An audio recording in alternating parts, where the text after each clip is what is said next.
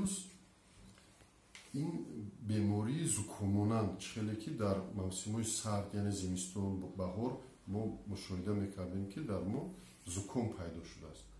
ман ҳамин аломатҳои асосӣ ҳамин аломатҳои зукумам дар ҳамин коронавирус ҳаст, яъне ҳарорати баланд.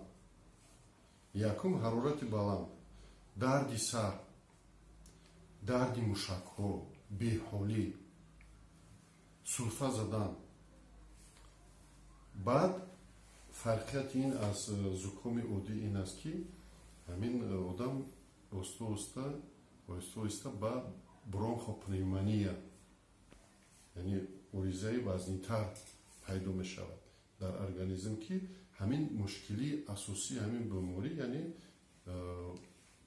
илтиҳоби шуш мебошад, яъне варамкунии шуш аз ҳисоби барое ки дар он ҷо бисёртар об пайдо мешавад. ман ҳамин як нишонаи асосии ҳамин коронавирус ҳамин аст ки мо аз дигар зукумҳо фарқ мекунад. ин ҳамин илтиҳоби шуш, яъне бронхопневмония мегӯям ба забони агар дигар гӯем. ман ҳамин ба мушкили одам баъд бисёр сурфа задан, дарди гулӯ, бисёр ҳамин ҳолате ҳаст ки ба ҳамин коронавирус вай дорад. гурӯҳи осебпазир бисёртар шахсоне ки аз 60 сола боло ҳастанд, онҳо вазнинтар мегузаронанд ин бемориро, ва шахсоне ки масъулияти паст. аз он санҷише ки дар ҷумҳурии халқи чин гузаронданд, кӯдакҳо бемор мешаванд албатта, лекин онҳо ин бемориро сабуктар мегузаронанд, яъне фавт дар байни кӯдакҳо камтар аст.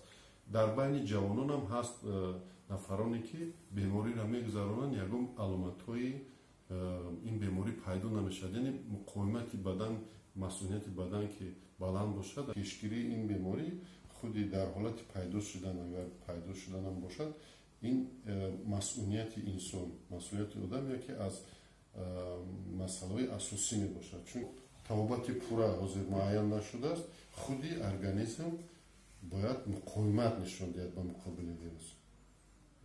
барои ин бояд мо организмҳои бақувват, яъне дуруст дошта бошем ки онҳо муқовимат нишон дода тавонанд. барои чӣ ҳозир гурӯҳи осебпазир муайян карда шудааст аз тарафи ташкилоти умумиҷаҳонии тандурустӣ, нафароне ки аз синни 60 боло мебошанд ё ки бемориҳои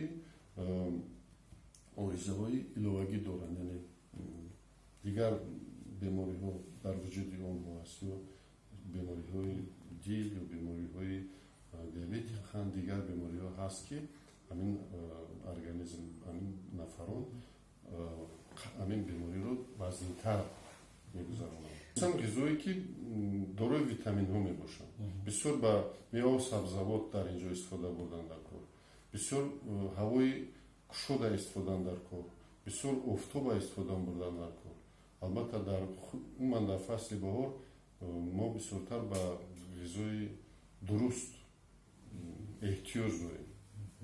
ва ман ҳамин бояд ҳар як шаҳрванд, ҳар як нафароне ки шаҳрвандони муҳтарами мо бояд ҳамина донанд ки мо бояд дар ҳолати имкониятҳои пайдо шудан мо ба варзиши бадан машғул шавем ҳар рӯз. яъне варзиши бадан ин маънои он дорад ки мо кам кам организми худмона вай мекунем ки солим бошем. ҳамин рӯз ки хавфи пайдоиши ҳамин беморӣ аст, мо бо ҳамдигар дар масофаи зиёдтар аз 1 метр суҳбат кунем. то 1 метр вирус ба ҳамдигари мо таъсир карда наметавонад. ин як масъала. дуюмаш бояд мо як урфу як вай дорем ки ҳамин дар ҳолати якчанд рӯз надидан мо оғӯш мегирем ҳамдигара.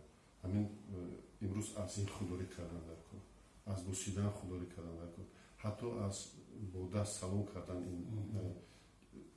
вай худдорӣ кардан дар кор. имрӯз шаҳрвандони муҳтарами мо бояд донанд, тайёр бошанд ки фақат як корманди тандурустӣ ин корро пурра иҷро карда наметавонад агар шаҳрвандони мо ба мо кӯмак накунанд. чӣ хел кӯмак кунем? ҳамон чорабиниҳои пешгирикунандае ки мутахассисони мо тавсия медиҳанд, бояд ҳаминҳоро ба таври пурра риоя кунем. яке аз чорабиниҳои пешгирикунандае ки мо тавсия медиҳем ва мутахассисони тиб тавсия медиҳанд, ин яке аз чорабиниҳои пешгирикунанда ин истифодабарии ниқоб мебошад. ниқоба дар навбати аввал бояд он шахсе истифода барад ки дар он аломатҳои беморӣ пайдо шудааст. Я коронавирус умуман як бемории зукуммонанд агар пайдо шуда бошад, яъне вай ҳис кунад ки ҳар як шаҳрванд ҳис кунад ки ҳамин вай аллакай таби баланд дорад, ё ки дар атса мезанад, ё ки сулфа мезанад, ҳамин ниқоба бояд вай истифода барад. Ниқобҳо мақсади асосии ҳамин ниқоба истифода бурдан ин, яъне мо бояд ҳамон вируса ба атрофиён паҳн накунем, чунки шахси бемор аллакай атса мезанад, шахси бемор сулфа мекунад ва болуғоби бадан ҳамин микробиёни вирусҳо метавонад ба атроф пош хӯрад. Эмин дорем. ҳозир ман гуфтанӣ ҳастам ки тарзи дуруст истифодани бурдани ниқоб ва муҳлати истифода бурдани ниқоб ҳам муҳим мебошад. мо дар бораи ниқоб гап задан, инро пештар ман ба аз ватанони гиромиқадр эҳтиромона хоҳиш кардани ҳастам ки ин маънои оно надорад ки дар тамоми ҷо мо ниқоб пӯшем, ҳамаи шаҳрвандон дар куҷа бо ниқоб баранд. Не, ин маъноро надорад. бояд мо ниқобро чӣ тавр пӯшем, дар кадом ҳолат пӯшем, дар куҷо пӯшем, ина мардум бояд донанд.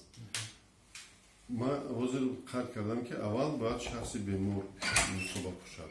он нафароне пӯшанд ки ба ҷойҳои сиродам, яъне ба ҷойҳои ки одамон дар он ҷо бисёр ҷамъ мешаванд, дар вақти бар он ҷо ба ягон масъалаи корӣ рафтан, ниқоба истифода баранд. дар нақлиёти мусофиркаши калон, мана дар ҳамин ҷо ё ки ба ягон табоботхона маҳсулои тандурустӣ барои ташхис ё муошират мераванд. агар ниқоба истифода бурдан дар вақти сайругашт, дар вақти агар мо он чизе ки ман дар аввал гуфтам ки риояи масофаи суҳбат, муошират, агар аз 1 метр зиёд бошад, 1-1.5 метр бошад, вай метавонад озод суҳбат кардан гирад, вирус дар ин масофа аз як кас ба як каси дигар намегузарад.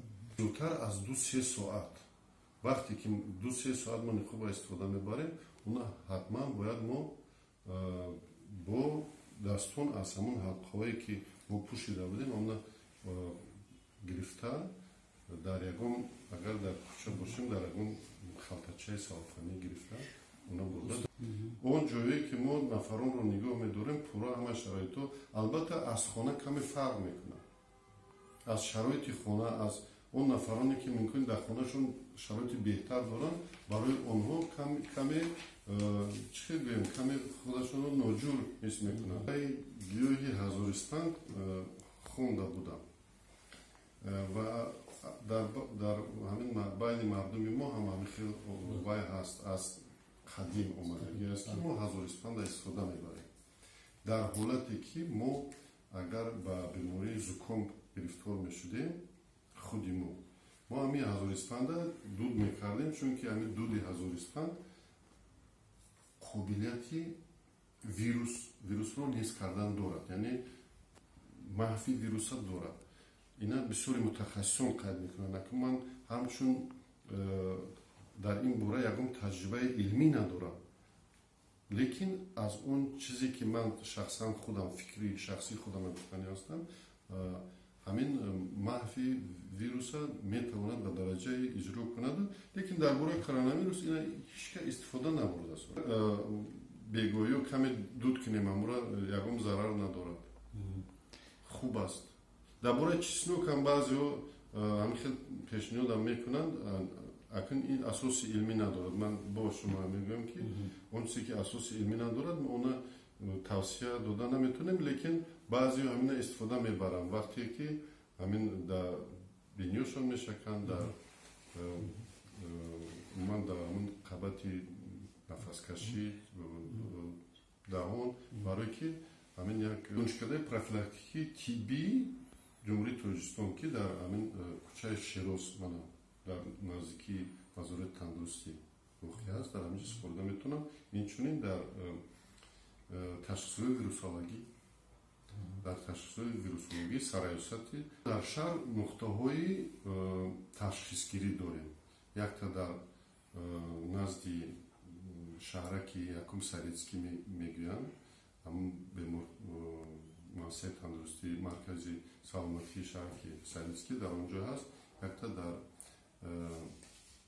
маркази саломатии мана собиқ рақами як муассисаҳои тандурустии Хуҷанд, муассисаҳои тандурустии Бухтар, дар шаҳри Душанбе беморхонаи сироятии шаҳрӣ, дар ноҳияи Ҳисор, дар ноҳияи Варзо ҳам беморхона ва ҳам осоишгоҳҳо ва боз дигар марказҳои мо дорем, ки дар ҳолати омодабозсозӣ холӣ ҳастанд. Албатта баъзе мушкилҳо ҳам ҳаст, ки онҳоро бояд мо ба об ва дигар мисол воситаҳо истифода барем.